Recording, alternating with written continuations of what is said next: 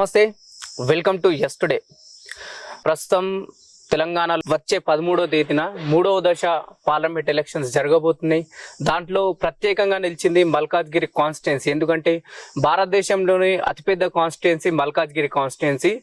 ఇక్కడ నుంచి ప్రధానంగా చాలా పెద్ద వ్యక్తులు పోటీ చేస్తున్నారు. దాంట్లో ఒక వ్యక్తి కంటెసాయన గారు. ఎందుకు ఇలా అనాల్సి వచ్చిందంటే దాదాపు సీఎం పైనే పోటీ చేసి 3వ స్థానం సాధించడం జరిగింది.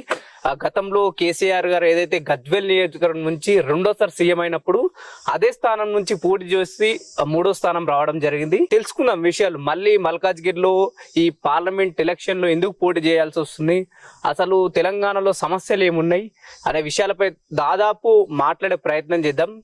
చాలా వరకు మా ఇద్దరిని చూసే ఉంటారు స్క్రీన్ పైన. మేము డైలీ చెప్పే విషయాలు కాకుండా సాయన్న గారితో ఆల్మోస్ట్ కొత్త విషయాలు, కొత్తగా రాజకీయం మాట్లాడే ప్రయత్నం చేస్తాం. మేము ఎట్లా అనిపిస్తుంది అంటే దాదాపు మీరు 13 సార్లు ఈ ఎలక్షన్ లో పోటీ చేయడం జరిగింది.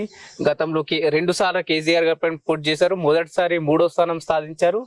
అలాగే ఇప్పుడు ప్రస్తుతం మల్కాజ్గిరిలో కూడా పోటీ చేస్తున్నారు. ఎట్లా అనిపిస్తుంది? ఒక లోక్సభ ఎన్నికల్లో నిలబడ్డా అంటే మల్కాజ్గిరి నియోజకవర్గం నుండి నిలబడ్డ అభ్యర్థిగా నేను ఒక విషయం ప్రజలకైతే చెప్పదలుచుకున్నాను. దానికంటే ముందు నిజంగా మన భారతదేశ ప్రజలందరికీ, అదేవిధంగా మీ యెస్టర్డే ఛానల్ ప్రేక్షకులందరికీ కూడా నమస్కారాలు తెలియజేస్తున్నాం. విషయం ఏంటంటే ఈ దేశంలో అంటే మన భారతదేశం అనగానే 28 రాష్ట్రాలు, 8 కేంద్రపాలిత ప్రాంతాలు, ఇవన్నీ కలిసి యూనియన్ టెరిటోరియల్స్గా ఉన్నటువంటి దేశం మన భారతదేశం. ఈ భారతదేశంలో ఈ మధ్య ఇప్పుడు లోక్సభ ఎన్నికలు జరుగుతున్నాయి. లోక్సభ ఎన్నికల్లో అంటే ఇప్పుడు 28 రాష్ట్రాల్లో భాగంగా మా తెలంగాణ రాష్ట్రంలో కూడా ఎన్నికలు జరుగుతున్నాయి. 3వ దశ పార్లమెంట్ ఎలక్షన్. అయితే ఈ 3వ దశ పార్లమెంట్ ఎన్నికల్లో తెలంగాణ రాష్ట్రంలో దాదాపు 17 లోక్సభ సీట్లు ఉన్నాయి. ఈ 17 లోక్సభ సీట్లకు గాను ఈ తెలంగాణ రాష్ట్రంలో ఎన్నికలు నిర్వహిస్తున్నటువంటి పరిస్థితి ఉంది. అయితే దీంట్లో మల్కాజ్గిరి 07 నెంబర్, దాన్ని మల్కాజ్గిరి నియోజకవర్గం నుండి నేను ఇండిపెండెంట్ అభ్యర్థిగా పోటీ చేయడం జరుగుతుంది. అయితే చాలా మంది లీడర్లు పోటీ చేస్తున్నారు. ఇటు రికగ్నైజ్డ్ పార్టీలు కానీ, రిజిస్టర్ పార్టీలు కానీ, అదేవిధంగా నాతో పాటు చాలా మంది ఇండిపెండెంట్లు పోటీ చేస్తున్నారు. ఇక రికగ్నైజ్డ్ పార్టీల పరిస్థితి మనం చూసిందే. మా పార్టీ అధికారంలోకి రావాలంటే మా పార్టీ అధికారంలోకి రావాలని, లేదా మేం గెలవాలంటే మేం గెలవాలని వాళ్ళు పోటీ పడుతున్న పరిస్థితి మనం గమనిస్తూనే ఉన్నాం. అయితే రిజిస్టర్ పార్టీలకు వచ్చేసరికి ఈ పార్టీలు ఎందుకు పోటీ చేయాలి, మా పార్టీలు కూడా మేము ఎందుకు పార్టీ పెట్టొద్దు, మేమెందుకు పోటీ చేయొద్దు అని చెప్పేసి కొంతమంది ఆలోచించి రిజిస్టర్ పార్టీలు అభ్యర్థులను నిలబెట్టడం జరిగింది. అయితే ఇండిపెండెంట్ల విషయానికి వస్తే ఇండిపెండెంట్లలో కూడా చాలామంది ఈ దేశంలో ఉన్నటువంటి రాజకీయ వ్యవస్థను అధ్యయనం చేస్తున్నారు. అసలు ఈ దేశంలో ఉన్నటువంటి ఆర్థిక పరిస్థితులు ఎలా ఉన్నాయి, రాజకీయ పరిస్థితులు ఎలా ఉన్నాయి, మరి దీనికి అనుగుణంగా రాజకీయ వ్యవస్థ ఉన్నదా లేదా, ఒకవేళ ఉన్నట్లయితే మరి ఈ దేశంలో స్వతంత్రం వచ్చి దాదాపు 75 సంవత్సరాలు గడిచిపోతున్నప్పటికీ ఇప్పటికీ ఈ దేశంలో నిరక్షరాస్యత పూర్తిగా ఎందుకు దాన్ని నిర్మూలించబడట్లేదు, అదేవిధంగా నిరుద్యోగ సమస్య ఎందుకు పరిష్కరించబడడం లేదు, మహిళలకు రక్షణ ఎందుకు కరువవుతున్నది మన దేశంలో, ఆ రైతుల ఆత్మహత్యలు ఎందుకు రోజు రోజుకు పెరిగిపోతున్నటువంటి పరిస్థితి ఉన్నది, ఆకలి చావులు ఎందుకు జరుగుతున్నాయి ఈ దేశంలో, ఇట్లా 1, 2 కాదు అనేక సమస్యల మీద అధ్యయనం చేస్తున్నటువంటి అనేక మంది ఇండిపెండెంట్లు ఈ రోజు ఎన్నికల్లో ప్రజల ముందుకు వస్తున్నటువంటి పరిస్థితి. అంటే మీరు పదే పదే ఇండిపెండెంట్ల ప్రస్తావనను ఎందుకు తీసుకురావాల్సి వస్తుంది? ఎందుకంటే మీరు తెలంగాణ ఉద్యమం నుంచి తెలంగాణ రాజకీయాల్లో కీలకంగా ఒక పాత్ర పోషించారు. అంటే దాదాపు తెలంగాణ వచ్చి 10 ఏళ్ళు దాటుతుంది. అంతకుముందు ఇంకో 10 ఏళ్ళు తెలంగాణ ఉద్యమంలో చురుగ్గా పాల్గొన్నారు. అయినా మీకు ఏ పార్టీ ఆఫర్ ఇవ్వక ఇండిపెండెంట్ గానే ముందుకు సాగుతున్నారు, లేకుంటే పార్టీ ఆఫర్ ఇచ్చిన పార్టీలను వద్దనుకుని లేదు నా సొంతంగానే నేను రాజకీయం చేస్తాను ఏమన్నా ఆలోచన ఉందంటే? మీరు ఒకటి గమనించాలి, ఇక్కడ ఇండిపెండెంట్కు డిపెండెంట్కు డిఫరెంట్ ఏంటనేది మనం గమనించాలి. ఇండిపెండెంట్ అంటే స్వతంత్ర అభ్యర్థి అని అర్థం. అంటే తను స్వతంత్రంగా ప్రజల కోసం, ప్రజల ద్వారా ఎన్నుకోబడుతూ ప్రజలకు సేవ చేయగలిగే శక్తి సామర్థ్యాలు కలిగిన వ్యక్తే ఇండిపెండెంట్ అనుకోవచ్చు. కానీ మిగతా వాళ్ళందరూ ఎవరు? Is also dependents. వీళ్ళు డిపెండెంట్స్ అంటే వీళ్ళు ఇండిపెండెంట్స్ కాదు. ప్రజల ఓటుతో ఎన్నుకోబడ్డప్పటికీ కూడా వాళ్ళు పార్టీ మీద డిపెండ్ అయి ఉన్నటువంటి వ్యక్తులుగా మనం ఇక్కడ చూడొచ్చు. అందుకే పార్టీ అనే సిస్టంలో పార్టీ బీఫామ్ పొంది ఆ పార్టీ యొక్క సింబల్ ద్వారా వీళ్ళు ఎన్నికల్లోకి వచ్చి ప్రజల దగ్గర ఓటు అడుగుతున్నటువంటి పరిస్థితి ఉన్నది.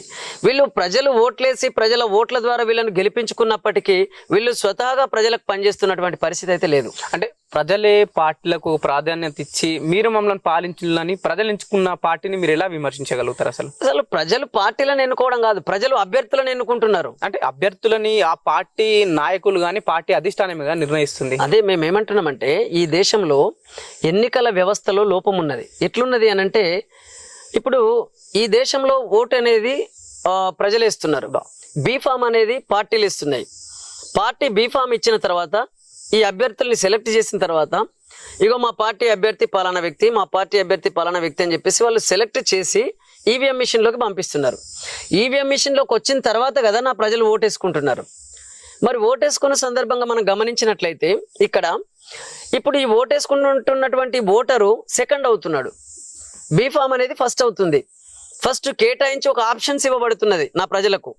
ఇగో కాంగ్రెస్ లేదా బీజేపీ, బీఆర్ఎస్ లేదా మరో పార్టీ అని చెప్పేసి నా ప్రజలకు ఒక ఆప్షన్ ఇస్తూ వాళ్ళ రికగ్నైజ్ సింబల్స్ ఇస్తూ దాని ఆధారంగా మీరు ఎవరినో ఒకరిని చూజ్ చేసుకోండి అని చెప్పేసి వాళ్లకు ఒక లిమిటెడ్ పర్సన్స్ని అప్పచెప్తున్నటువంటి పరిస్థితి ఉంది. అట్లెందుకు అనుకోవాలి? నా ప్రజలు స్వేచ్ఛగా ఓటేసుకోవాలి కదా, వాళ్ళకి నచ్చిన వాళ్ళకి వేసుకోవచ్చు, వాళ్ళ ఇష్టమైన వాళ్ళకి వేసుకోవచ్చు. కాబట్టి మీరు పార్టీ పలానా పార్టీ అని చెప్పేసి పలానా పర్మనెంట్ సింబల్తోని వాళ్ళకు ఒక బీఫామ్ ఇచ్చి మీరు సెలెక్ట్ చేసిన తర్వాత కదా నా ప్రజల్ని ఎలక్ట్ చేసుకునే అవకాశం కల్పించారు. మీరు ఏదైతే అంటారు కదా ప్రజలకు వాళ్ళ ఇష్టంతో ఓటు వేసుకుంటలేరు అని చెప్పేసి మీరు ఒక ప్రస్తావన తీసుకొచ్చారు. నిజంగానే 10 సంవత్సరాలు తెలంగాణ గురించి మాట్లాడుతున్నారు. తెలంగాణలో దాదాపు 9 సంవత్సరాలు టీఆర్ఎస్ ప్రభుత్వం పాలించింది, ప్రస్తుతం బీఆర్ఎస్ ప్రభుత్వం ప్రజలకు నచ్చకనే వాళ్ళ ఇష్టంతో కాంగ్రెస్ తెచ్చుకున్నారు. అంటే ప్రజల ఇష్టం లేదంటారా ఇప్పుడు దీంట్లో? మీరు గమనించాలి, ఇక్కడ అత్యంత ధనవంతులు, అత్యంత పేద ప్రజలు ఉన్నటువంటి దేశం మన దేశం. దీంట్లో ఎవరైనా పార్టీ పెట్టొచ్చు, ఎవరైనా పోటీ చేయొచ్చు, ఎవరైనా గెలవచ్చు అని అంటున్నారు. ఎవరు పార్టీ పెట్టే స్తోమత ఉంటుంది? ఎవరు ఈ ఎన్నికల్లో గెలుపొందే అవకాశం ఉన్నది? ఈ ఎన్నికల పరిస్థితులను చూస్తే మనకు అర్థం కావట్లేదా? అంటే దాదాపు స్వతంత్రం వచ్చి ఇంకా కొద్ది సంవత్సరాలు, అంటే ఒక 25 సంవత్సరాలు అయితే ఒక తరమే పోతుంది. మరి ఇప్పటికీ ఈ దేశంలో మన ఆర్థిక సమానత్వం ఎందుకు వస్తలే? భారత రాజ్యాంగం మొదటి పేజీ చూడండి, దాంట్లో ఆర్థిక అసమానతలు పోవాలి, ఆర్థిక సమానత్వం రావాలి అని చెప్పేసి ఉంటుంది. అలాగే సామాజిక అసమానత్వం ఉన్నది కాబట్టి సామాజిక సమానత్వం అనేది దేశంలో రావాల్సిన అవసరం ఉందని చెప్పేసి ఉంటుంది. అదేవిధంగా రాజకీయ సమానత్వం కూడా ఈ దేశ ప్రజలందరికీ లభించాలని ఉంటుంది. మరి ఇప్పటి వరకు ఈ దేశంలో ఆర్థిక సమానత్వం ఎందుకు రాలేదు? అదేవిధంగా సామాజిక సమానత్వం ఎందుకు రాలేదు? రాజకీయ సమానత్వం ఎందుకు రాలేదు? అంటే ఎక్కడో లోపం ఉన్నదనే విషయం మనకు క్లియర్గా అర్థమవుతున్నది. అంటే ఏ పార్టీ అధికారంలోకి వచ్చినా లేదా ఏ కూటమి అధికారంలోకి వచ్చినా ఈ ఎన్నికల్లో ప్రజల ఓటుకే గనక నిజమైన బలం ఉన్నట్లయితే, పార్టీ బీఫామ్ల కంటే కూడా ప్రజల ఓటుకే బలం ఎక్కువ ఉన్నది అని అనుకుంటే, మరి ప్రజాస్వామ్యబద్ధంగా పరిపాలించే పరిపాలనలో ఇవాళ అవినీతి ఎందుకు జరుగుతుంది? అక్రమాలు ఎందుకు జరుగుతున్నాయి? భూ కుంభకోణాలు ఎందుకు జరుగుతున్నాయి? బోఫోర్స్ కుంభకోణాలు ఎందుకు జరిగినాయి? అదేవిధంగా ఇప్పటికీ ఈ దేశం ఆర్థికంగా శక్తివంతంగా ఎందుకు తయారవ్వలేకపోయింది? ఇవన్నిటిని కూడా మనం ఆలోచించాల్సిన అవసరం ఉన్నది. అందుకే ఒక ఇండియన్ సిటిజన్గా ఇవన్నిటి మీద రీసెర్చ్ చేసినటువంటి ఒక వ్యక్తిగా నేను ఇది స్టడీ చేశాను. అంటే ఎన్నికల వ్యవస్థనే లోపభూయిష్టంగా ఉన్నది, ఈ దేశంలో ఉన్నటువంటి రాజకీయ వ్యవస్థని లోపభూయిష్టంగా నిర్మాణం కాబడ్డది. కాబట్టి ఎన్నికల వ్యవస్థలో మార్పు రాకుండా నా దేశంలో అసమానతతో కూడిన సామాజిక వర్గాల ప్రజలకు, అన్ని సామాజిక వర్గాలకు అత్యున్నత స్థానాలు అందే అవకాశమే లేదని చెప్పేసి నాకు అర్థమైంది. అందుకే ఇండియన్ పొలిటికల్ సిస్టమ్ మీదనే పిహెచ్డి చేయాలని ఉస్మానియా యూనివర్సిటీలో పోస్ట్ గ్రాడ్యుయేషన్ కంప్లీట్ చేయడం జరిగింది పొలిటికల్ సైన్స్. మీరు ఏదైతే చాలా వరకు కుంభకోణాలు జరిగినాయని చెప్తున్నారు, దాంట్లో ఎక్కువ శాతంగా కాంగ్రెస్ పార్టీ చెప్పాలంటే మీరు అంటే ఒక రాజకీయ నాయకుడుగా పేరు ప్రస్తావించకుండా తెలిసిన విషయమే చాలా వరకు ప్రజలకైతే కాంగ్రెస్ పార్టీ ఎక్కువ కుంభకోణాలు చేసిందని చెప్పేసి వార్తలు వచ్చా ఇప్పటికీ వెబ్సైట్లలో అవి నడుస్తూనే ఉన్నాయి. అయినా మళ్ళీ కాంగ్రెస్ పార్టీని ఎందుకు నమ్మాల్సి వస్తుంది? మీలాంటి వాళ్ళు ప్రజల్లోకి ఈ వాదన బలంగా ఎందుకు తీసుకోలేకపోతున్నారు? మేమేమంటున్నామంటే సిస్టమే తప్పున్నది అంటున్నాం. ఇప్పుడు కాంగ్రెస్ పార్టీ అత్యంత ఎక్కువ కాలం, దాదాపు 54 సంవత్సరాలకు పైన పరిపాలించినటువంటి పరిస్థితి కాంగ్రెస్ పార్టీది. మరి ఇప్పటి వరకు ఈ దేశంలో ఆర్థిక అసమానతలు అట్లే ఉన్నాయి, సామాజిక అసమానతలు అట్లే ఉన్నాయి. అదేవిధంగా మహిళలకు రక్షణ లేకుండా పోతుంది. ఇవాళ అనేక చట్టాలు చేసుకున్నప్పటికీ ఇప్పటికీ కూడా మహిళలకు రక్షణ లేకుండా పోతుంది. అంటే ఇటు దిశ చట్టం కానీ, అటు నిర్భయ చట్టం కానీ, ఇలా అనేక చట్టాలు చేసుకున్నప్పటికీ కూడా ఎందుకు ఈ దేశంలో ఈ మహిళలకు రక్షణ లేకుండా పోతుందని ఆలోచిస్తే, చట్టాలు చేసుకుంటున్నాం కానీ ఈ చట్టాలు పూర్తి స్థాయిలో ప్రజలకు అందించడం లేదు, ప్రజలకు తెలియజేయడం లేదు. అదేవిధంగా ఏ పార్టీ అధికారంలోకి వచ్చింది, ఇప్పుడు కాంగ్రెస్ పార్టీ అధికారంలోకి వచ్చింది, నిజంగా అత్యంత ఎక్కువ కరప్షన్ జరిగింది ఆ పార్టీ హయాంలోనే అని చెప్పేసి అందరికీ తెలిసిన విషయమే. అయినప్పటికీ కాంగ్రెస్ పార్టీకి ఓటు ఎందుకు వేసుకోవాల్సిన పరిస్థితి వచ్చింది అంటే, విధిలేని పరిస్థితులలో ఎవరికి వేయాలి మరి? వీళ్ళు ప్రాంతీయ పార్టీలు ఉన్నప్పటికీ కూడా వాళ్ళు స్వతంత్రంగా ఎన్నికల్లో నిలబడకుండా ఒక కూటములుగా, అంటే ఒక సిండికేట్గా మారి కొన్ని కూటములుగా ఏర్పడి, దానికి మళ్ళీ అయితే బీజేపీ లేకపోతే కాంగ్రెస్ ఈ రెండు పార్టీలే నాయకత్వాన్ని వహిస్తూ ఉంటే మరి ప్రజలకి ఇందులో ఎవరికి ఓటేసుకోవాలి? అంటే మీలాంటి వాళ్ళు బలంగా కొట్లాడకపోవడం వల్లనే వాళ్ళ, అంటే మీరు చెప్తున్న ప్రకారం అయితే వేరే వాళ్ళ, అంటే ఏదైతే రెండు పార్టీల మధ్యన యుద్ధం జరుగుతుంది, మాలాంటి వాళ్ళు కొట్లాడుతందుకు ఛాన్సే లేదంటారు కదా, ఎందుకు అసలు ఇలాంటి సమస్య ఎందుకు రావాల్సి వస్తుంది? అంటే ఇప్పుడు మనం గమనించినట్లయితే అత్యంత పేదవాళ్ళకు మనం ముందే అన్నాం, ఇప్పుడు కుంటోళ్లకు మంచోళ్లకు రన్నింగ్ పోటీ పెట్టి ఎవరు పరిగెత్తితే వాళ్ళకే ఫస్ట్ ప్రైజ్ అంటే ఎవరు పరిగెత్తారు? ఆబ్వియస్లీ మంచోళ్ళే పరిగెత్తుతారు. కాబట్టి అక్కడ క్లియర్గా మెన్షన్ చేయబడింది ఏమని, ఈ దేశంలో ఎస్సీలు ఉన్నారు, ఎస్టీలు ఉన్నారు, బీసీలు ఉన్నారు, ఓసీలు ఉన్నారు. వీళ్ళు ఆర్థికంగా సమానంగా లేరు, సామాజికంగా సమానంగా లేరు. కాబట్టి వీళ్లకు ఆర్థిక, సామాజిక అలాగే రాజకీయ సమానత్వాన్ని కల్పించాలి అని చెప్పేసి, ప్రజలందరూ సమానమే ఈ దేశంలో అని చెప్పేసి అందులో రాయబడింది. కానీ మళ్ళీ ఒకవైపు ఎవరైనా పార్టీ పెట్టొచ్చు, ఎవరైనా పోటీ చేయొచ్చు, ఎవరైనా గెలవచ్చు అని అంటే, ఇందులో సామాజిక వర్గాల మధ్యనే అసమానతతో ఉన్నది, సామాజిక వర్గాలు ఉన్నాయని క్లియర్గా ఒకవైపు రాస్తూనే, మళ్ళీ అత్యున్నత స్థానాలకు, అంటే దేశంలో ప్రధానమంత్రి కావచ్చు, రాష్ట్రాలలో ముఖ్యమంత్రి కావచ్చు, లేదా తదితర మంత్రులకు కావచ్చు, ఇట్లా అత్యున్నత స్థానాలకు మనం సమానమైన రాజకీయ పోటీ పెట్టడం వల్ల బలమైన సామాజిక వర్గంలోని అత్యంత ధనవంతులే పాలకులయ్యే అవకాశం ఉన్నదని క్లియర్గా అర్థమవుతుంది కదా. అంటే ఏదైతే పార్టీలు ప్రధానంగా ఒక ప్రభావం చూపెడుతున్న రాష్ట్రాల్లో కానీ దేశంలో ఇతర కులాలకు కూడా అదే విధంగా సీట్లు ఇస్తున్నాయి కదా. సీట్లు ఇవ్వడానికి అసలు వాళ్ళెవరు?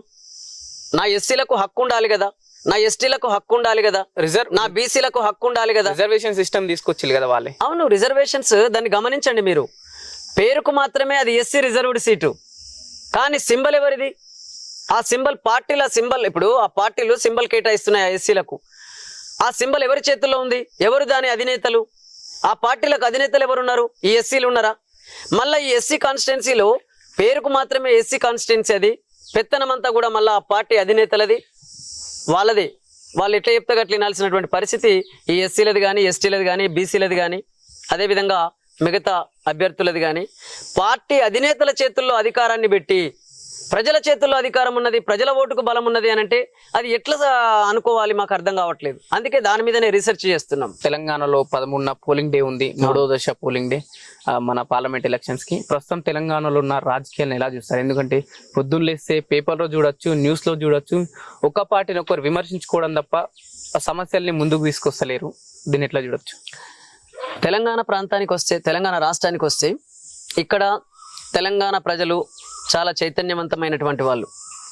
వెట్టి చాకిరికి వ్యతిరేకంగా పోరాటం చేసినటువంటి ప్రజలు నా తెలంగాణ ఉద్యమకారులు. అంటే ఆనాడు సాయుధ రైతాంగ పోరాటం నుంచి మొదలుకొని అదేవిధంగా తొలి దశ తెలంగాణ ఉద్యమంలో కూడా దాదాపు 1969లో 369 మంది వరకు పోలీస్ తూటాలకు బలైనటువంటి పరిస్థితి. అదేవిధంగా మలిదశ ఉద్యమంలో కూడా దాదాపు 1200కు పైగా అమరత్వం పొందినటువంటి పరిస్థితి ఈ తెలంగాణ ప్రాంతంది. తెలంగాణ రాష్ట్రం కోసం అంత త్యాగాలతో కూడినటువంటి ఈ తెలంగాణ ప్రాంతంలో ఇప్పుడు జరుగుతున్న ఎన్నికల్లో ప్రజలు గనక ఒకసారి చైతన్యవంతులు అయ్యారంటే ఖచ్చితంగా ఈ దేశంలో ఉన్న ఎన్నికల వ్యవస్థను మార్చుకునే అవకాశం ఉంటుంది. ఎందుకు అనంటే ప్రజలకు ఏదైనా సరే, ఇప్పుడు మనం గమనించవచ్చు, దేశానికి స్వాతంత్రం దాదాపు 200 సంవత్సరాలు పరిపాలించినటువంటి బ్రిటిష్ వాళ్ళు వాళ్ళని తరిమేసి వాళ్ళ దేశానికి స్వాతంత్రం తీసుకొచ్చుకోవడం జరిగింది. అదేవిధంగా తెలంగాణ రాష్ట్రం కూడా 1969 కంటే ముందు నుంచి పోరాటం మొదలైనటువంటి ఆ పోరాట వారసత్వాన్ని పుణికిపుచ్చుకొని ఇవాళ 2014లో తెలంగాణ రాష్ట్రాన్ని సాధించుకున్నటువంటి పరిస్థితి ఉన్నది. మేమనుకున్న సిస్టమ్ కూడా సకల జన సామాజిక న్యాయం అనేది ఇవాళ ఈ ఒక్కడితో మొదలవచ్చు, ఇవాళ కంటె సాయన్న ఒక్కడితో మొదలవచ్చు. కానీ రాబోయే రోజులలో ఖచ్చితంగా ప్రజలు చైతన్యవంతులై దేశమే ఒక వైపు నిలబడి, ఇవాళ తెలంగాణ రాష్ట్రం కోసం తెలంగాణ ప్రజలు ఏ విధంగా అయితే వన్ సైడ్ నిలబడి పోరాటం చేసిరో, అదేవిధంగా దేశ ప్రజలందరూ కూడా ఈ పార్టీ సిస్టమ్కు వ్యతిరేకంగా ప్రజాస్వామ్యాన్ని నిలబెట్టుకోవడం కోసం, ప్రజాస్వామ్యబద్ధంగా ప్రజలు పరిపాలన కొనసాగించుకోవడం కోసం కావలసినటువంటి అంత సమాచారాన్ని ప్రజల దగ్గరికి అట్లా చేరినట్లయితే తప్పకుండా ప్రజలందరూ వన్ సైడ్ వచ్చేసి ఈ దేశంలో ఉన్నటువంటి ఆర్థిక సామాజిక పరిస్థితులకు అనుగుణంగా రాజకీయ వ్యవస్థను రూపొందించుకొని పరిపాలించుకునే అవకాశం అయితే ఉన్నది. మీరే చాలా వరకు ప్రజల్ని కన్ఫ్యూజన్ చేస్తున్న ఒక విషయం అయితే కనిపిస్తుంది. ఎందుకంటే అప్పుడే ప్రజల్లో చైతన్యం లేదని మీరే అంటుళ్ళు, అప్పుడే రాజ్యాంగంలో ఏదైతే వాళ్ళు రాసిన వాళ్ళకు అనుకూలంగా రాసుకున్నారని మీరే అంటుళ్ళు, అప్పుడే పార్టీలకు అనుకూలంగా నడుస్తుందని మీరే అంటున్నారు. అసలు మీ వాదన ఏ విధంగా తీసుకోవాలో ప్రజలు? ఎందుకంటే ఇప్పుడు మీరు గమనించాలి, ప్రజలకు చైతన్యం లేదు అని కాదు, ప్రజలకు చైతన్యం ఉన్నది. కానీ రాజకీయాల మీద చైతన్యం ఉండాల్సిన అవసరం ఉన్నది, భారత రాజ్యాంగం మీద చైతన్యం ఉండాల్సిన అవసరం ఉన్నది, చట్టాల మీద చైతన్యం ఉండాల్సిన అవసరం ఉన్నది, మన వ్యవస్థ మీద చైతన్యం ఉండాల్సినటువంటి అవసరం ఉన్నది. ఎవరికి చైతన్యం లేదు ఇక్కడ ఈ దేశంలో? కూలీలకు కూలి పని మీద చైతన్యం ఉంటుంది, డాక్టర్కు వైద్యంలో చైతన్యం ఉంటుంది, ఇంజనీర్కి ఇంజనీరింగ్లో చైతన్యం ఉంటుంది, అదే లాలో LLB చేసినటువంటి వాళ్ళకు లాయర్కు లా మీద చైతన్యం ఉంటుంది. చైతన్యం లేనిది ఎవరికి? ప్రతి ఒక్కరికి చైతన్యం ఉంటుంది. కానీ చైతన్యం ఎక్కడ లోపిస్తున్నదంటే ఈ దేశంలో ఉన్నటువంటి ఆర్థిక సామాజిక పరిస్థితులు ఎలా ఉన్నాయి. మనం ఇంతకు ముందే అనుకున్నాం, ఎస్సీలు ఉన్నారు, ఎస్టీలు ఉన్నారు, బీసీలు ఉన్నారు, ఓసీలు ఉన్నారు.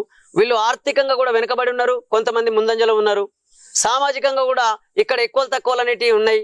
కాబట్టి ఇవన్నిటిని మనం సమానంగా తీసుకురావాల్సిన బాధ్యత ఉన్నదని చెప్పేసి ఆ రోజు భారత రాజ్యాంగం మొదటి పీఠికలోనే రాయబడి ఉంది. మరి ఇప్పటి వరకు ఎందుకు ఇది సాధ్యం కావట్లేదు అని అంటే, మీరు ఎవరైనా పార్టీ పెట్టొచ్చు, ఎవరైనా పోటీ చేయొచ్చు, ఎవరైనా గెలవచ్చు అన్నప్పుడే అత్యంత ధనవంతులకు అధికారాన్ని కట్టబెట్టిన తర్వాత మరి అత్యంత ధనవంతులే పార్టీలు పెట్టుకొని ఈ ప్రజాస్వామ్యంలో అనేక రకాల ప్రజలను అనేక రకాల ప్రలోభాలకు గురి చేస్తూ, ఓటుకు నోటు కావచ్చు, ఓటుకు ఇతర వస్తువుల్ని పంచిపెట్టడం కావచ్చు, లేకపోతే రకరకాలుగా ప్రలోభాలకు గురి చేయడం కావచ్చు ఓటర్లను. అదేవిధంగా ఈ దేశంలో అనేక రకాల మాయమాటలు, మేము ఈ స్కీములు ఇస్తాం, ఆ స్కీములు ఇస్తామని చెప్పేసి ప్రజలకు స్కీములు ప్రకటిస్తున్నాయి ఈ పార్టీలు. ఆ స్కీములు ప్రకటించిన తర్వాత మళ్ళీ అందులో స్కాములు చేస్తున్నటువంటి పరిస్థితి మనం చూస్తూనే ఉన్నాం. అది ఏ పార్టీ అయినా కావచ్చు. కొన్ని పార్టీలు ఎక్కువ చేయొచ్చు, కొన్ని పార్టీలు తక్కువ చేయొచ్చు, కొన్ని పార్టీల కొన్ని పార్టీల నాయకత్వాన్ని ఏర్పడ్డటువంటి ప్రభుత్వాల పరిపాలనలో కొంత తక్కువ జరగవచ్చు, మరో ప్రభుత్వం ఏర్పడ్డప్పుడు మరి కొంత ఎక్కువ జరగవచ్చు. కానీ మొత్తం మీద ఈ అవినీతి ఆగుతుందా? ఈ లంచగొండితనం ఆగుతుందా? ఈ మహిళల మీద మానభంగాలు ఆగుతున్నాయా? అత్యాచారాలు ఆగుతున్నాయా? రైతుల ఆత్మహత్యలు ఆగుతున్నాయా? కల్తీ విధానం అరికట్టబడుతుందా? ఏదాగుతుంది ఈ దేశంలో? ఎందుకు ఆగడం లేదు? అందుకే ఎన్నికల వ్యవస్థలో ఉన్న లోపాలను ఆసరాగా చేసుకొని అత్యంత ధనవంతులైనటువంటి వాళ్ళు, పెట్టుబడిదారులు రాజకీయాలపైన ప్రభావాన్ని చూపిస్తున్నారు, అటు డైరెక్ట్గా కావచ్చు, ఇండైరెక్ట్గా కావచ్చు. కాబట్టి ఈ పరిస్థితి మారకుండా నా పేద ప్రజలకు, నా మధ్యతరగతి ప్రజలకు, నా ఎస్సీలకు, ఎస్టీలకు, బీసీలకు, అదేవిధంగా ఓసీల్లో ఉన్నటువంటి పేద ప్రజలకు న్యాయం జరిగే అవకాశమే లేదని చెప్పేసి అక్కడ క్లియర్గా కనబడుతున్నప్పుడు ఇంకా నేను ఎందుకు దాని మీద ఫైట్ చేయొద్దు? అందుకే నా పోరాటం మొదలు పెట్టాను. గతంలో అసెంబ్లీ ఎలక్షన్లో కాంగ్రెస్ ఏదైతే ఇచ్చిన ఉచిత పథకాలు అయితే ప్రజల మీద చాలా ప్రభావం చూపింది. కాంగ్రెస్ ఆ పథకాలతోనే గెలిచిందని చెప్పేసి మీలాంటి ప్రత్యర్థులు కావచ్చు, లేకపోతే ప్రతిపక్షాలు కావచ్చు చాలా వరకు విమర్శించాయి. ఉచిత పథకాలపైన మీ ఒపీనియన్ ఏంటిది? ఉచిత పథకాలు అనేటివి కేవలం అంగి జరిగిపోతే అంగికి అతుకులేసినట్టే తప్ప ఇంకేం కాదు. ఇప్పుడు అక్కడ ఏంటనంటే ఉచిత పథకాలు కానీ అవి స్కీములు కానీ ప్రజలను కొంత ఊరట కలిగించడం కోసం, అదేంది చనిపోయే ముందు కదా జీవగంజి పోసినట్టు గంతే ప్రజలకు. కానీ ప్రజలను అదే జీవగంజకు అలవాటు చేసి వాళ్ళు పూర్తి స్థాయిలో ఆ కోమలోంచి బయటికి రాకుండా అక్కడే పడుకోబెడుతున్నటువంటి పరిస్థితి ఉన్నది ఈ ఎన్నికల వ్యవస్థలో ఈ రాజకీయ నాయకులు. కాబట్టి మనం ఏమంటున్నామంటే, మీరు ప్రజలకు పని కల్పించండి. ఇవాళ యువకులు, అనేక మంది యువకులు ఈ దేశంలో, మన తెలంగాణ రాష్ట్రంలో ఉద్యోగాలు లేక, ఉపాధి అవకాశాలు లేక, వాళ్ళ శ్రమశక్తిని వాళ్ళ కుటుంబాలకు వినియోగించుకోలేక, ఇటు సమాజానికి వినియోగించలేక అనేక మందికి పనులు లేక బాధపడుతున్న వాళ్ళు ఎంతో మంది ఉన్నారు. మరి ఆ యువకుల విషయంలో ఎందుకు ఆలోచించొద్దు? మీరు యువకులకు ఉద్యోగ అవకాశాలు కల్పించండి, ఉపాధి అవకాశాలు కల్పించండి అంటే దీన్ని పక్కన పడేసి మేము మహిళలకు బస్సు ఫ్రీ ఇస్తాం, లేకపోతే మేము 500లకు సిలిండర్ ఇస్తాం, లేకపోతే బతుకమ్మ చీరలు ఇస్తాం అంటే ఏమనుకోవాలి నా ప్రజలు? ఉచిత పథకాలకు మీరు వ్యతిరేకం అనుకోవచ్చా? అంటే ఉచిత పథకాలు ఇవ్వడానికి వ్యతిరేకం కాదు, అర్హులైనటువంటి పేద ప్రజలను ఆదుకుంటూనే వాళ్ళను అక్కడే ఉంచకుండా, ఉచిత పథకాల చుట్టూ ప్రజలను తింపకుండా వాళ్ళకు పనులు కల్పించాలి. ఆ పనికి తగిన ప్రతిఫలం పొందే విధంగా వాళ్ళకి అవకాశాలు కల్పించాలి. అప్పుడు ఆర్థికంగా శక్తివంతులయ్యేటటువంటి పరిస్థితి ఉంటుంది. ఆ దిశగా ఈ ప్రభుత్వాలు పాలకులు పనిచేయాల్సినటువంటి అవసరం ఉన్నది. ఏదైతే రేవంత్ రెడ్డి గారు అధికారంలోకి రాకముందు 6 గ్యారెంటీలు ప్రతి ఒక్కరికి అమలైతే దాదాపు 3 కోట్ల ఓట్లున్నాయి. తెలంగాణలో 3 కోట్లకు పైగా ఓట్లున్నాయి. అధికారంలోకి వచ్చిన తర్వాత ఓన్లీ రేషన్ కార్డు ఉన్న వాళ్ళకి మేము ఉచిత పథకాలని వర్తిస్తాయని చెప్పేసి ఈ వాదన తీసుకొచ్చింది కదా. అధికారంలో ఉన్నప్పుడు ఒక మాట, లేనప్పుడు ఒక మాట చెప్తున్న ఈ నాయకులకు మీరిచ్చే సమాధానం ఏంటిది? ఒక మాటలో చెప్పాలంటే ఆయన ఒక వీడియోలో మాట్లాడతాడు. రేవంత్ రెడ్డి గారు తను సీఎం కాకముందే చెప్పిండు. ఏమన్నాడంటే, మేము మోసం చేయడానికి రెడీగా ఉన్నాం, ప్రజలు మోసపోవడానికి సిద్ధంగా ఉన్నారు. కాబట్టి ఇక్కడ పేషెంట్ కోరుకుంటుండదే, డాక్టరు ఇస్తున్నది కదే, ఇంకా అంతకంటే ఇంకేమున్నది అని చెప్పేసి తన మాటల్లోనే మాట్లాడినటువంటి వీడియోను మనం చూసాం. అంటే ఈ రాజకీయ నాయకులు వాళ్ళ గెలుపే లక్ష్యంగా, వాళ్ళ అధికారంలోకి రావడమే లక్ష్యంగా అనేక రకాల మాయ మాటలు చెప్తున్నటువంటి పరిస్థితి ఈ ప్రజలకు ఉన్నది అని చెప్పేసి వాళ్ళే మాట్లాడుతున్నారు. ఇంకా దీంట్లో మనం ఏమనుకుంటాం? కాబట్టి ఎన్నికల వ్యవస్థలో ఉన్న లోపాలను ఆధారం చేసుకొని అత్యంత ధనవంతులు పెట్టుబడులు పెట్టి రాజకీయాల్లోకి వస్తూ వాళ్ళు గెలుపొందిన తర్వాత అనేక స్కీములు పెట్టి స్కీముల్లో స్కాములు చేయడం కానీ, ప్రభుత్వ భూములను కబ్జాలకు గురి చేయడం కానీ ఇవాళ మనం చూస్తున్నాం. అనేక చెరువులు ఇవాళ కాకతీయుల కాలంలో మన తెలంగాణ రాష్ట్రంలో గొలుసు కట్టు చెరువులు ఉండేటి. పై చెరువు నిండగానే ఎక్సెస్ అయిన వాటర్ మళ్ళీ కింది చెరువులోకి రావడం, కింది చెరువు నిండగానే మధ్యలో ఇంకో కింది చెరువుకు రావడం, ఇట్లా మొత్తం గొలుసు కట్టు చెరువులు, ఊరికో చెరువు అనేది ఉండేది. ఇవాళ హైదరాబాద్ చుట్టుపక్కలనే కొన్ని వందల చెరువులు ఉండేటి, కొన్ని వేల చెరువులు ఉండేటి. కానీ ఈ చెరువులన్నీ ఇట్లా మాయమైనాయి. ఎవరు కబ్జా పెట్టిర్రు? ఏ కూలైన వచ్చి ఇందులో కబ్జా పెట్టిండు, ఏ కార్మికుడు వచ్చి ఇందులో కబ్జా పెట్టిండు. కబ్జాలు పెట్టిన వాళ్ళు ఎవరో తెలియదా? తెలుసు.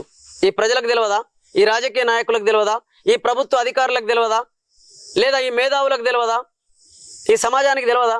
తెలుసు. కానీ ఏం చేస్తున్నారు? ఏం చేయలేకపోతున్నారు. అందుకే ఇక్కడ ఏం జరుగుతుంది? గుతుపున్నుందే గుర్రం, డబ్బున్నుందే రాజ్యం అనేటటువంటి తీరుగా ఈ పరిపాలన కొనసాగుతున్నప్పుడు ప్రజలకు న్యాయం ఎట్లా జరుగుతుంది? అందుకే ఎన్నికల వ్యవస్థలోనే మార్పులు రావాలని చెప్పేసి మేము ఆలోచిస్తున్నాం. ఏదైతే ఎలక్షన్ కమిషన్ ఒక నిబంధన పెట్టింది, ఒక క్యాండిడేట్ దాదాపు 95 లక్షల వరకు ఖర్చు పెట్టచ్చు ఎలక్షన్ లో అని ఒక ఏదైతే నిబంధన పెట్టింది కదా. ఈ 95 లక్షలు ప్రజలపైన ఎందుకు ఇన్వెస్ట్ చేయాల్సి వస్తుంది? ఎందుకంటే సేవ అనే పేరుతోని ఎప్పుడైనా సేవ చేసే వాళ్ళు ఖర్చు తక్కువ పెడతారు, ఎక్కువ ప్రేమ చూపిస్తారు. ఈ 95 లక్షలు ఇన్వెస్ట్ చేసిన వాళ్ళు లాభం కోసం చూస్తారంటారు, లేకుంటే కేవలం సేవ కోసమే 95 లక్షలు ఖర్చు పెడతారు?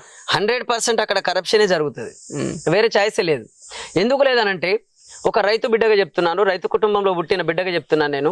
నేను చిన్నతనం నుంచి మా తాత కానీ మా వాళ్ళు కానీ ఏమనేవాళ్ళు అంటే, బిడ్డ రైతులుగా ఒక చిట్టెడు మక్కలకితే పుట్టెడు పండాలని కోరుకునేవాళ్ళు. అంటే నేను చిన్నప్పటి నుంచి చూస్తూ వచ్చా. ఈ చిట్టెడు మక్కలకితేనే పుట్టెడు పండాలని కోరుకుంటున్నారు, దానికి అనుగుణంగా వాళ్ళు శ్రమ చేస్తున్నారు కూడా, దాంట్లో రైతాంగం కష్టపడుతున్నారు, కంటికి రెప్పల పంటను కాపాడుకుంటున్నారు. కానీ వాళ్ళ ఐడియాలజీ ఏంది, వాళ్ళ ఆలోచన ఏంది? చిట్టెడు అలికితే పుట్టెడు పండాలి. మరి ఈ పుట్టెడు పండించడం కోసమే కదా మనం చిట్టెడు మక్కలు అలుకుతున్నాం. మరి చిట్టెడు మక్కలకి మనం పుట్టెడు పండాలని కోరుకుంటున్నామే. వాళ్ళు కోట్ల రూపాయలు పెట్టుబడి పెట్టి రాజకీయాల్లోకి వస్తున్న వాళ్ళు ఉట్టిగానే ఇవ్వుకుంటారా? వాళ్ళు ఎన్ని కోట్లు గుంజాలనుకుంటారు ఈ ప్రజల దగ్గర, ఎన్ని నోట్లు గుంజాలనుకుంటారు ఈ ప్రజల దగ్గర? నిజమైన సేవ చేసే వాళ్ళు అసలు ఎన్నికల్లో పెట్టుబడులు పెట్టాల్సినటువంటి అవసరమే లేదు. ఈ 95 లక్షలు దేనికి ఖర్చు పెట్టాలంటున్నాను నేను. అందుకే ఇందులో మార్పులు రావాలని చెప్పేసి అంటున్నాం. అంటే ఒక 95 లక్షలు ఖర్చు పెట్టి నిలబడగలిగే వ్యక్తితో పాటు 95,000 ఖర్చు పెట్టి నిలబడగలిగే వ్యక్తి ఈక్వల్ ఎట్లా అవుతాడు? ఏ విధంగా ఈ గుర్తును ప్రజల్లోకి తీసుకెళ్లి తను ప్రచారం చేయగలుగుతాడు? మీరెంత ఖర్చు పెట్టబోతుంది 95 లక్షలలో? నేను ఏం ఖర్చు పెట్టాలి? నా దగ్గర ఏముందని ఖర్చు పెట్టాలి? దాదాపు 13 సార్లు పోటీ చేసేళ్ళు. నాకు తెలిసి ప్రధాన పార్టీలో ఉన్న ఒక నాయకుడు కూడా 13 సార్లు పోటీ చేసే అవకాశాలు కూడా లేదు, కానీ మీరు చేశారు. ఎన్ని ఖర్చు పెట్టబోతుంది? నిజం చెప్పండి. ఎలక్షన్ నేను ఒకటే అంటున్నాను, నేను ఇంతనే లంసం అమౌంట్ ఏం లేదు. ఎందుకంటే నా దగ్గర డబ్బు లేదు. నా దగ్గర ఉన్న కాడికి ఉన్నది, కానీ అది భూముల రూపంలో అక్కడక్కడ మా అత్తగారు కొనిచ్చిన భూముల రూపంలో అట్లా ఉన్నది. కానీ దాన్ని అమ్మనిస్తారా వాళ్ళు?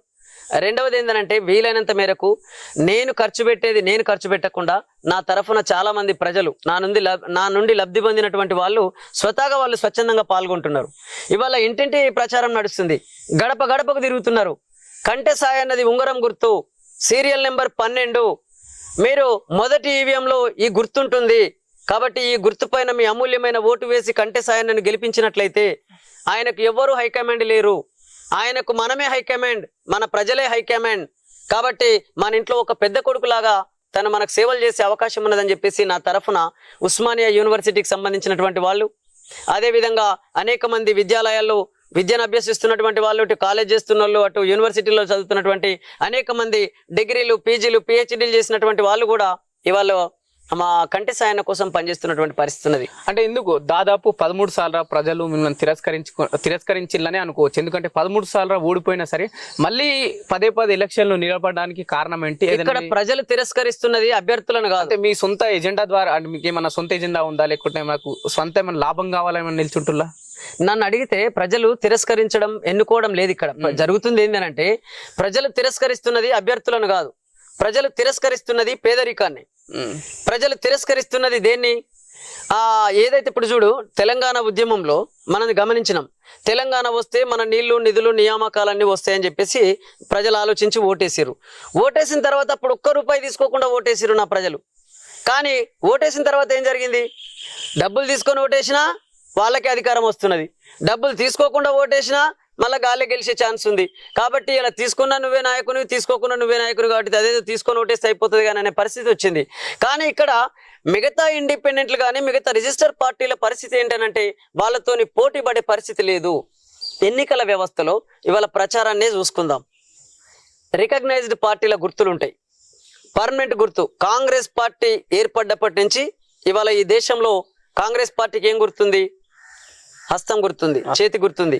అదే గుర్తు మీద తన అభ్యర్థి నిలబెట్టుకుంటూ పోటీ చేసుకుంటూ వస్తుంది. చేతి గుర్తు అంటే ఎవరిని అడిగినా చెప్తారు, ఎవరైనా గుర్తిస్తారు. అదేవిధంగా బీజేపీకి ఉన్నది కమలం గుర్తు, కొవ్వు గుర్తు. ఇవాళ మన తెలంగాణ రాష్ట్రంలో ప్రాంతీయ పార్టీ అయినటువంటి బీఆర్ఎస్ పార్టీ, మొన్నటి వరకు టీఆర్ఎస్ పార్టీగా ఉన్నటువంటి పార్టీ ఇవాళ బీఆర్ఎస్ గా మారినటువంటి పార్టీకి ఉన్న గుర్తు ఏంటి? అప్పుడు అదే కారు గుర్తు, ఇప్పుడు కూడా అదే కారు గుర్తు. పార్టీ పేరు మారినా కానీ గుర్తు అయితే మారలే. కాబట్టి ఇప్పుడు ఆ పార్టీలకు పర్మనెంట్ గుర్తులు ఉంటున్నాయి. ఇక ఆ ప్రజలకు ఈజీగా తెలిసిన గుర్తులేంటి? చేతు, పువ్వు, కారు. మన తెలంగాణ రాష్ట్రంలో ఇక మన కంటి సాయన్న వచ్చిండు మధ్యలో. కంటి సాయన్నకు ఇండిపెండెంట్ అభ్యర్థి. ఒకనాడు స్టెథోస్కోప్ సింబల్ ఇస్తిమి, ఒకనాడు డైమండ్ సింబల్ ఇస్తిమి, ఓ నియోజకవర్గంలో స్టూల్ సింబల్ ఇస్తిమి, మరో నియోజకవర్గంలో రింగ్ సింబల్ ఇస్తిమి, ఇంకో నియోజకవర్గంలో ఇంకో సింబల్ ఇస్తిమి. ఇప్పుడు ఇండిపెండెంట్ల పరిస్థితి ఎలా ఉందంటే వీళ్ళకి పర్మనెంట్ సింబల్స్ అనేటివి లేవు. అలాగే రిజిస్టర్డ్ పార్టీల పరిస్థితి కూడా అలాగే ఉంది. కానీ మీరు ఇందులోనే చూడండి, రికగ్నైజ్డ్ పార్టీలను చూసే పద్ధతి విధానం ఒక రకంగా ఉంది ఎన్నికల వ్యవస్థలో, రిజిస్టర్ పార్టీలకు ఒక రకంగా ఉంది, ఇండిపెండెంట్లకు మరొక రకంగా ఉంది. మరి ఇక్కడే సమానత్వం లేనప్పుడు ఇంకా ఈ దేశంలో సమానత్వం వస్తుంది, సమానత్వం జరుగుతుందని ఎట్లా కోరుకుందాం, మనం ఎట్లా ఆలోచిద్దాం? నిరుద్యోగం గురించి మీ ఒపీనియన్ ఏంటి ప్రస్తుతం ఉన్న పరిస్థితిలో తెలంగాణ? నిరుద్యోగ సమస్య నిజంగా రోజు రోజుకు పెరుగుతుంది. ఈ దేశంలో లేదా మన రాష్ట్రంలో, తెలంగాణ రాష్ట్రంలో కానీ తెలుగు రాష్ట్రాల్లో కానీ అటు దేశంలో కానీ మొత్తం మీదైతే నిరుద్యోగ సమస్య చాలా విపరీతంగా యువతను పట్టి పీడిస్తున్నది. అనేక మంది యువకులు ఉద్యోగ అవకాశాలు లేక, ఒకవైపు ఉపాధి అవకాశాలు లేక, గడ్డాలు పెంచుకొని యువకులు పెళ్ళిళ్ళు కాక, పెళ్ళిళ్ళు అయితే వాళ్ళను ఏ విధంగా పోషించాలనో తెలియక, ఇట్లా అనేక రకాల ఇబ్బందులు పడుతూ చాలామంది ఇప్పటికీ పెళ్ళిళ్ళు కానటువంటి పరిస్థితి ఉంది. ఒకప్పుడు నా చిన్నతనంలో మగవాళ్ళు అయితే అంటే మా మగపిల్లలకైతే 21 సంవత్సరాలు, ఇక ఆడపిల్లలకైతే 18 ఏళ్ళు నిండంగానే పెళ్ళిళ్ళు అయిపోయేటి.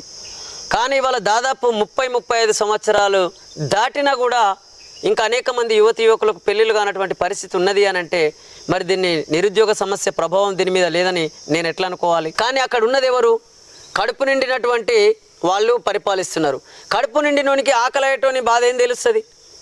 కాబట్టి ఇక్కడ మనం గమనించాల్సింది ఏంటంటే, మనము ఎప్పుడైనా సరే ఈ పరిపాలనలోకి అత్యంత ధనవంతులు రాకుండా మధ్యతరగతి ప్రజలు, పేద ప్రజలు వస్తే వాళ్ళ బాధలను అర్థం చేసుకునే అవకాశాలు ఉంటాయి. పైకి రానిస్తారా నిజంగా మీరు ఏదైతే అధికారం? ఎన్నికల వ్యవస్థలో అది జరిగే పనే లేదు, జరిగే ఛాన్సే లేదు. ఒక మధ్యతరగతి వ్యక్తి రాజకీయాలకు రావాలంటే ఫస్ట్ మెంటల్ గా స్ట్రాంగ్ ఉండాలి. నిజంగా మెంటల్ గా స్ట్రాంగ్ లేని వాళ్ళని అధికారంలోకి పైకి ఎలా రానిస్తారు అనుకుంటున్నారు మీరు చెప్తున్నారు? నిజంగానే మెంటల్ గా స్ట్రాంగ్ ఉండాలంటే ఏం కావాలి? వాళ్ళకు దేశం మీద ఒక దేశభక్తి అనేది ఉండాలి, దేశ ప్రజల మీద ఒక ప్రేమాభిమానాలు ఉండాలి, ఈ దేశంలో ఉన్నటువంటి ఆర్థిక సంపద మీద వాడికి అవగాహన ఉండాలి, ఈ దేశంలో ఉన్నటువంటి సామాజిక పరిస్థితుల మీద వాళ్లకు అవగాహన ఉండాలి.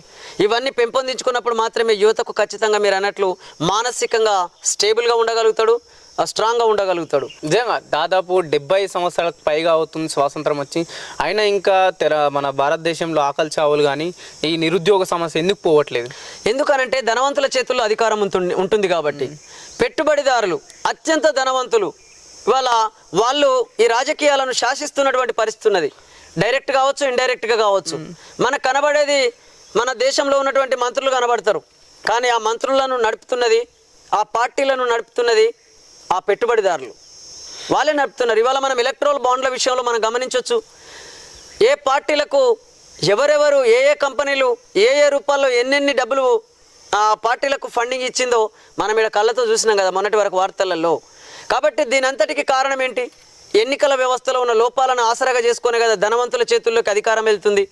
కాబట్టి మనం ఏమంటున్నామంటే పేదవాడికి అధికారం వచ్చే అవకాశం లేదు ఎన్నికల వ్యవస్థలో, మధ్యతరగతి వాళ్ళకు కూడా వచ్చే అవకాశం లేదు. వస్తే గీస్తే మన చిన్న చిన్న పదవులు వస్తుండొచ్చు. ఇప్పుడు మనం అంటున్నాం ఈ లోక్సభ ఎన్నికల్లో 3 సీట్లు ఎస్సీలై, 2 సీట్లు ఎస్టీలై, రిజర్వ్డ్ అంటే ఒక 5 సీట్లు రిజర్వ్డ్ చేయబడ్డాయి ఈ 17 సీట్లకు గాను ఈ తెలంగాణ రాష్ట్రంలో. మనం ఏమంటున్నాం ఇప్పుడు, అవి ఎస్సీల సీట్లు 3 సీట్లు, అందులో ఎస్సీలే నిలబడే ఛాన్స్ ఉంది కాబట్టి అవి ఎస్సీలే అంటున్నాం.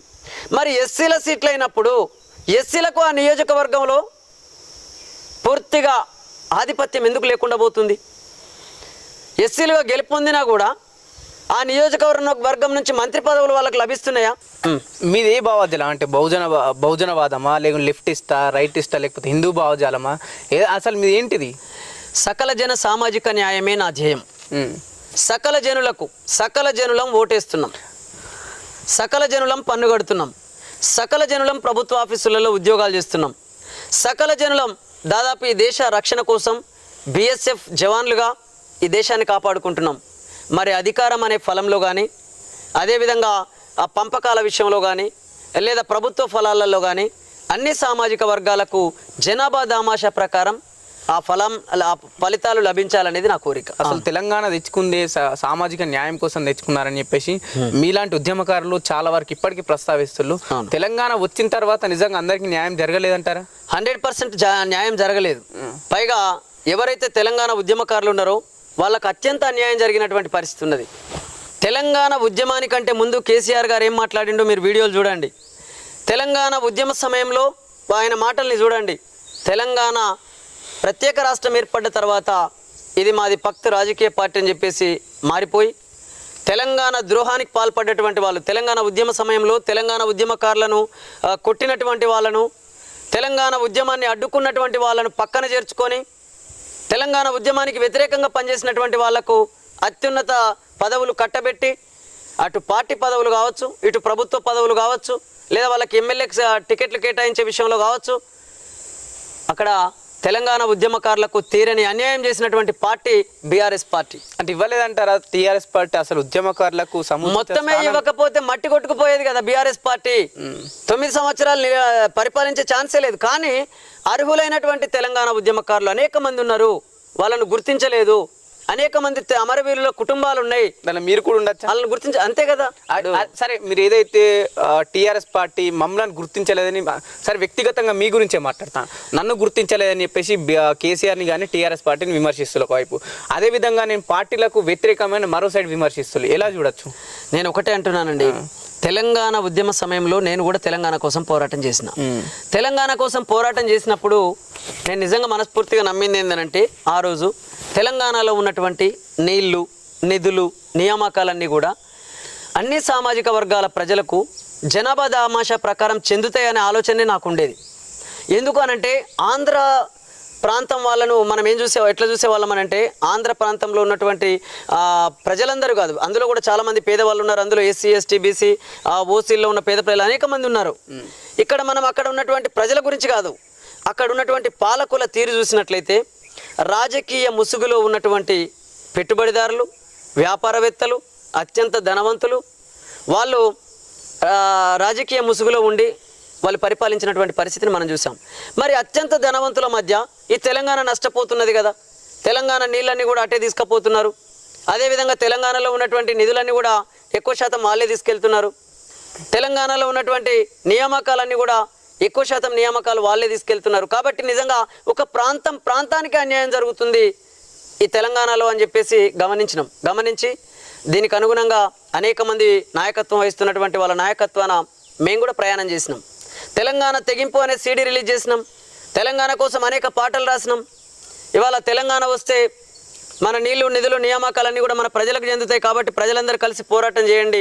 ఇక మనం అప్పుడే అన్నాం ఏమని, ఈ తెలంగాణను మీరే ఏలుకోండి అని చెప్పేసి అన్నాం. సో మా కోసం మా ప్రేక్షకుల కోసం మీరు ఏదైతే తెలంగాణ తెగింపు అనే సీడీ రిలీజ్ చేసిన కదా, మా కోసం ఒక పాట పాడగలుగుతారా? తప్పకుండా. అందులో అనేక పాటలు రాశాను. ఇలా వంట వార్పు ప్రోగ్రాం పెట్టిర్రు బంజారాహిల్స్ క్యాన్సర్ హాస్పిటల్ ముందర. వంట వార్పు ప్రోగ్రాం పెట్టినప్పుడు తెలంగాణ ఉద్యమం సమయంలో ఆ ప్రోగ్రాంను ఉద్దేశించి అక్కడ నేర్నల్ల కిషోర్ ఉన్నారు, దండపల్లి శ్రీనివాస్ ఉన్నారు, ఇలా కేసీఆర్ కవిత కూడా కూరగాయలు కోస్తూ ఆడ ఉన్నది. అదే సందర్భంగా మేము స్టేజ్ మీద వాడిన పాట మీ ఛానల్ ప్రేక్షకుల కోసం. ఓ మలనా గా పొయ్యి కింద మంట పెట్టే, అరే మంట పెట్టన్నా గా పొయ్యి కింద వంట వార్పు పోరు మంటన్నో తెలంగాణ కోసం. ఈ మంట సెగదగిలి పార్లమెంటు గదలాలి, ఢిల్లీలున్న సోనియమ్మకు సల్లజముట బుట్టాలి, తెలంగాణ రాష్ట్రాన్ని ప్రకటించి తీరాలి. ఓ మలనా గా పొయ్యి కింద మంట పెట్టే, అరే మంట పెట్టన్నా గా పొయ్యి కింద వంట వార్పు పోరు మంటన్నో తెలంగాణ కోసం. బుద్ధి లేని నాయకులకు బుద్ధి ఉట్టే బువ్వ పెట్టు, సోయి తప్పిన నాయకులకు సోయి తెచ్చే చాయి బొయ్యు. నీతి మాలిన పాలనను పాతబాయిల బొందబెట్టు, మంట పెట్టన్నా గా పొయ్యి కింద వంట వార్పు పోరు మంటన్నో తెలంగాణ కోసం. ఇట్లా ఇంకా అనేక చరణాలు ఉంటాయి. అంటే దాని ఉద్దేశం ఏంటంటే వంట వార్పు ప్రోగ్రాం దేనికోసం పెట్టినాం. ఈ ప్రోగ్రాం అనేది తెలంగాణ ఉద్యమ రూపాలలో అదొక భాగం కాబట్టి తెలంగాణ ఉద్యమ సమయంలో ఒకటి కాదు రెండు కాదు, మిలియన్ మార్చ్, సడక్ బంద్, సకల జనుల సమ్మె, సాగరహారం, అట్లాగే రైల్ రోకో, ఇట్లా ఒకటా రెండా అనేక రకాలు అర్ధనగ్న ప్రదర్శన పెండౌన్ చేసినటువంటి పరిస్థితి మనం అందరం చూసాం సకల జనుల సమ్మెలో. కాబట్టి అటు ఆర్టీసీ డిపార్ట్మెంట్ కావచ్చు, ఇటు అడ్వకేట్స్ కావచ్చు, అదేవిధంగా ప్రభుత్వ ఉద్యోగులు కానీ, ఇట్లా అటు స్టేట్ గవర్నమెంట్ ఉద్యోగులు పాల్గొన్నారు, సెంట్రల్ గవర్నమెంట్ ఉద్యోగులు పాల్గొన్నారు. ఇక విద్యార్థులు అయితే రోజుకొక్కరు చొప్పున తమ ఆత్మ బలిదానం చేసుకొని ఆ తెలంగాణ ఉద్యమంలో పాల్గొన్నటువంటి పరిస్థితి అటు విద్యార్థులది. అంత గొప్ప తెలంగాణ ఉద్యమాన్ని ఇవాళ అపహాస్యం చేస్తున్నటువంటి పరిస్థితి ఉన్నది కదా. ఒకడంటే నేనే తెచ్చిన అంటాడు, ఇంకా కొందరు అంటారు మేమే ఇచ్చినామని అంటారు. అరే తేవడానికి నువ్వెవరు, ఇవ్వడానికి ఆమెవరు?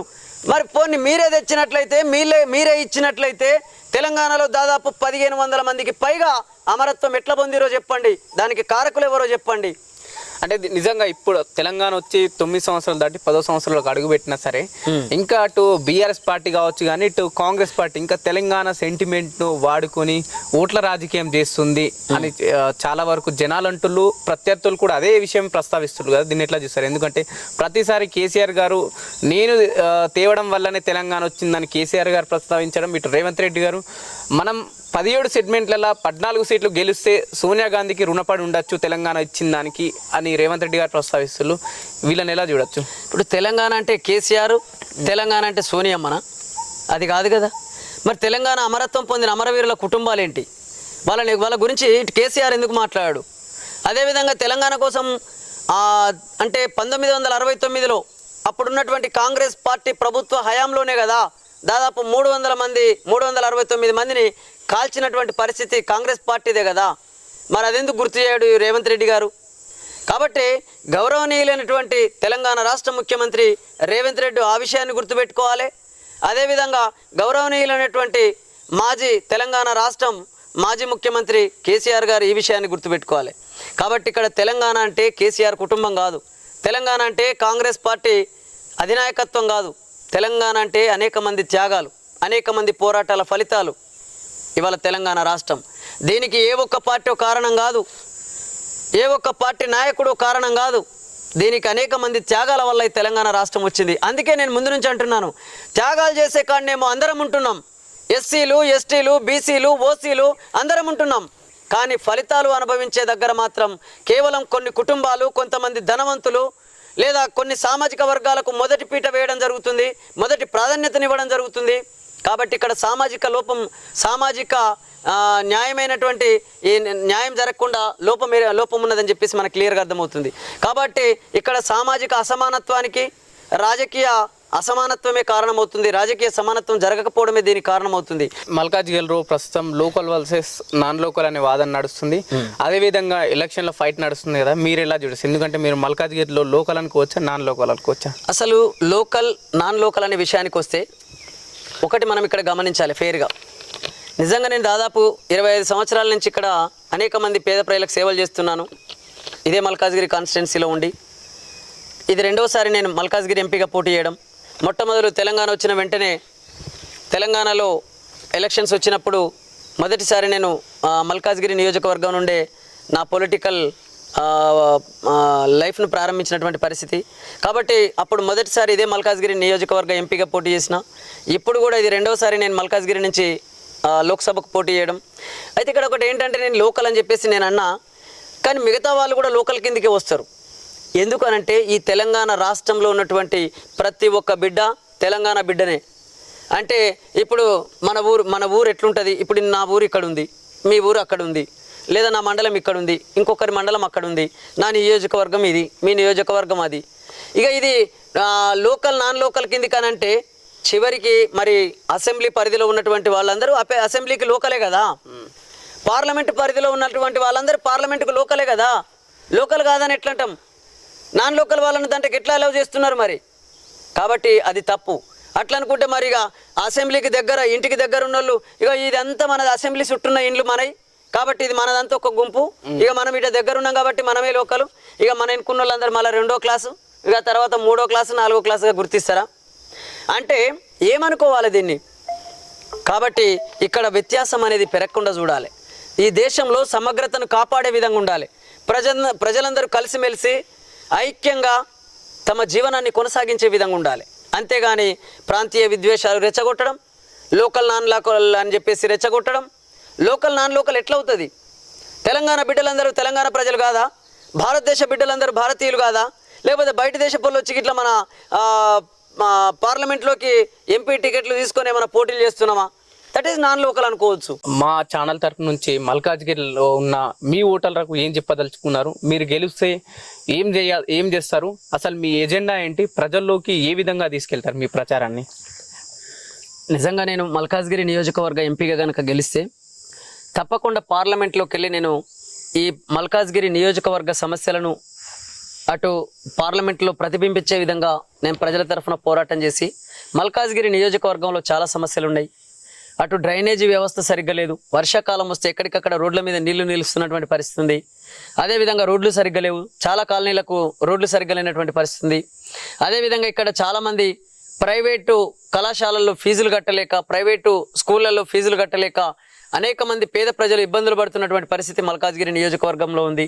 అదేవిధంగా అనేక మందికి పేద ప్రజలు కార్పొరేట్ వైద్యాన్ని పొందలేక ఇక గవర్నమెంట్ హాస్పిటల్కి పోతే అక్కడ నిర్లక్ష్యానికి గురవుతున్నటువంటి పరిస్థితి కూడా మన నియోజకవర్గంలో ఉంది. ఎందుకనంటే ఇటు చూస్తున్నాం, డంపింగ్ యార్డ్ వల్ల కూడా ఇక్కడ జవహర్ నగర్ ప్రాంతంలో అత్యంత ఎక్కువ జనాభా ఉంటుంది. మల్కాజ్గిరి నియోజకవర్గంలో అత్యధిక ఎక్కువ జనాభా ఏ ప్రాంతంలో ఉంటారంటే అదే జవహర్ నగర్ ప్రాంతంలో ఉంటారు. అలాంటి జవహర్ నగర్ ప్రాంతంలోనే ఈ అతిపెద్ద డంపింగ్ యార్డ్ ఏర్పాటు చేయడం జరిగింది. ఈ డంపింగ్ యార్డ్ వల్ల కూడా అనేక మంది ప్రజలకు అనారోగ్య సమస్యలు తలెత్తుతున్నాయి. అది జనాభాసాల మధ్య డంపింగ్ యార్డ్ ఉన్నది. దాన్ని గత ప్రభుత్వం కూడా ఒకవైపు తొలగిస్తామని చెప్తూనే మళ్ళీ వాళ్ళు అక్కడే ఉంచుతున్నటువంటి పరిస్థితి ఉన్నది. ఇవాళ ఈ ప్రభుత్వం వచ్చింది, మరి ఇది కూడా ఏం చేస్తుందో చూడాలి. కానీ ఏది ఏమైనా డంపింగ్ యార్డ్ వల్ల కూడా చాలామంది అటు నీటి కాలుష్యం వల్ల, వాయు కాలుష్యం వల్ల అనేక రోగాలు సంభవిస్తున్నాయి. అనేక మందికి దగ్గు, దమ్ము, ఆయాసము, చర్మ వ్యాధులు, అదేవిధంగా రకరకాల వ్యాధులతోని అల్లాడిపోతున్నటువంటి జనం నా మల్కాజ్గిరి నియోజకవర్గ పరిధిలో ఉన్నారు. కాబట్టి వాళ్ళందరికీ నేను తప్పకుండా నా సహాయ సహకారాలు అందిస్తా. ప్రభుత్వం నుంచి ఏవైతే ప్రభుత్వ పథకాల ద్వారా ప్రజలు అందుకునేటటువంటి అనేక ఆర్థిక అంశాలు కావచ్చు, అవన్నిటిని పూర్తి స్థాయిలో ప్రతి ఇంట్లో ఒక పెద్ద కొడుకులాగా ఎవరికి ఏ సమస్య వచ్చినా నాతోని సాధ్యమైన మేరకు నేను పరిష్కరిస్తానని చెప్పేసి నేను మల్కాజ్గిరి నియోజకవర్గ ప్రజలకు వాగ్దానం చేస్తున్నాను. ఇవి సాయన్న గారితో ఫేస్ టు ఫేస్ ఇంటర్వ్యూ. ఖచ్చితంగా ఇప్పుడున్న పేదరికం కానీ ఇప్పుడున్న సమస్యలకు కానీ అన్ని పార్టీలే ప్రధానంగా కారణమవుతున్నాయి. ఆ పార్టీలో ఉన్న నాయకుల వల్లనే ప్రస్తుతం ఇంకా తెలంగాణలో కానీ భారతదేశంలో పేదరికం పోతలేదు. వాళ్ళు ఉన్నంత కాలం పేదరికం ఈ నిరుద్యోగ సమస్యలు అలాగే ఉంటాయని చెప్పేసి బలంగా చెప్తున్నారు. చూద్దాం సాయన్న గారు గెలిచిన తర్వాత, మల్కాజ్గిరిలో గెలిచిన తర్వాత తన వాదాన్ని ఎంతవరకు పార్లమెంట్లో వినిపిస్తారనే ఆ విషయాన్ని వేచి చూడాల్సిన అవసరం ఉన్నది. చూస్తూనే ఉండండి ఎస్ టుడే న్యూస్ తెలుగు.